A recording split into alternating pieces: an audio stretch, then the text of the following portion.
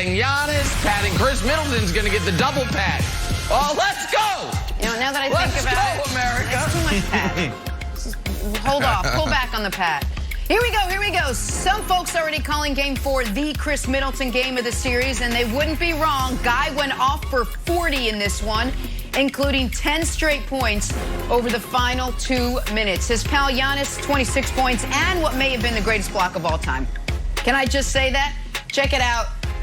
Check it out on DeAndre Ayton's game-tying dunk attempt with just over a minute left. It was a thing of beauty. Despite a monster night from Devin Booker, the Milwaukee Bucks still get the win. And these NBA Finals, my friends, are all knotted up at 2 games apiece. Afterwards, Chris Middleton on the action-packed finish to the game. It seemed like the game was over, there for a minute, but nobody caved. We stayed with it. We grinded out a couple of possessions, and we found a way to win a ball game. That's something that we struggle with sometimes during the season, but we said, that's what it's all about, learning how to win different type of ball games, different styles. And then that's what that moment was about, finding a way to win a game where it seemed like we weren't going to win and give us a chance to still, have a life. Going to Phoenix with a little bit of confidence, with a little bit of momentum.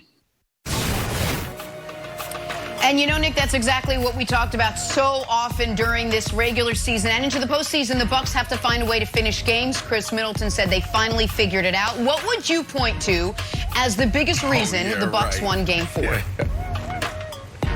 Well, listen, if you look at the box score, there's no reason whatsoever the Bucks should have won this game, except for one line of it. Yep. Phoenix turned the ball over 17 times. Including 2 back-breaking turnovers by Chris Paul in the waning moments. Chris Paul. And Milwaukee had the fewest turnovers they've had in a game in 6 years.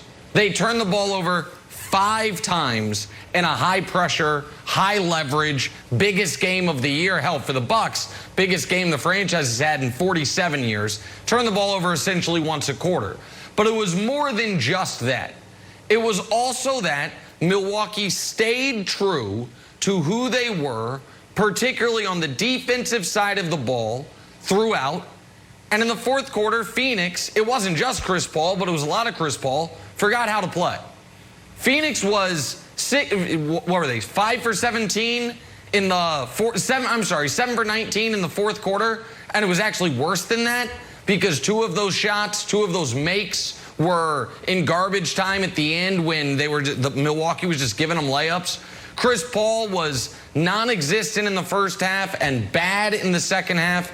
And Devin Booker, after committing some silly fouls, got himself out of the unbelievable rhythm that he was in and was not able to recapture it. Meanwhile, Middleton was phenomenal at the end of this game, and Giannis, despite not scoring 30, found a way to do a little bit of everything, including what is, unlike Giannis's block in Game 1, which, while it was great, doesn't belong in the conversation with LeBron's block.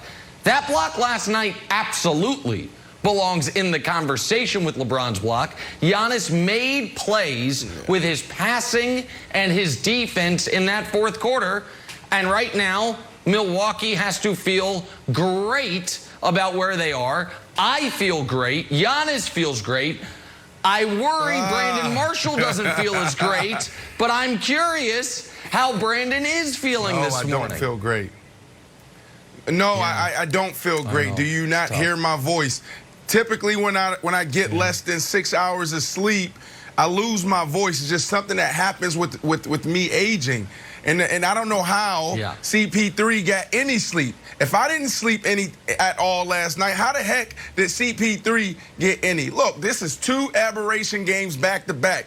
You go back to Game 3, you had the big 3, the big trio for the Bucks, have their most efficient and their best game together since they've been together all year. And in this game, we talk about an aberration game. All of those turnovers, the thing that I talked about the most with this team the second half of the year is how they protect the ball, how efficient they are. CP3, I mean, he averages what, like a turnover a game? He had 5 in the first half.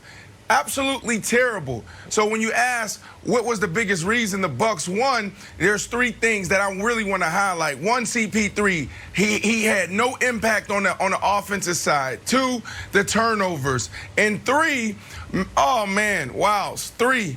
Man, you got to look at Monty Williams. Monty Williams didn't make the right adjustments. It looks like what Bud did. Bud stopped focusing on Booker and actually put Drew on CP3. And that's what changed the game, was that adjustment right there.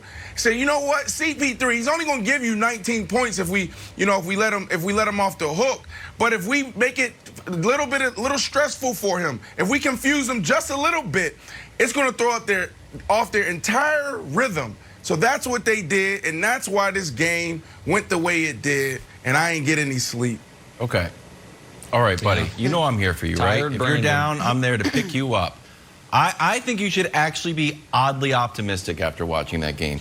If we can show up the stat, like, yes, the false hope. You know what's coming, Nick. I actually believe this. Yeah. I believe in second chance. I believe in flushing bad performances down the toilet. So first of all, this is a reason to be optimistic. The Suns are the first team in NBA history to lose a finals game despite shooting better than 50% and holding their opponents below 42%. So I think a lot of people are like, wow, what a terrible performance by the Suns. I don't know, I'm a glass half full guy. I think it's actually good. And here's the thing about the Chris Paul turnover. And look, I think Chris Paul has put a lot of pressure on himself. We saw it going back to his post-game interview when he's talking about being up 3-1. He's like, I don't want to talk about that. I think what we saw Monty Williams do with Devin Booker in Game 3, we'll see a similar thing happen with Chris Paul, where Devin Booker had an all-time horrible performance for him. Monty Williams sat him in the fourth quarter, and Devin Booker came out this game and played phenomenally. Brandon, I think Monty Williams will do the same type of coaching excellence and leadership with Chris Paul. And Chris Paul has had some bad playoff history, whether it's injury, or it's turning the ball over to the Thunder, two other horrible turnovers. I think Monty Williams is the leader that the Suns need. And after this game, if you watch the post game, if you watch his locker room, he's like, guys, we can win this. It's just turnovers and offensive rebounds. I think you should be oddly optimistic, even though the series is tied. So there you go. That's me helping you out, bud. Listen, the only reason why I'm disappointed is because my take of the Suns in 5 is not going to stand there. You know, it was chopped down. That's okay. They'll win in 6 now. So that's the only reason why I'm disappointed. They're still a better team. CP3, are you kidding me? You think CP3 looking better team? Yeah, you thought.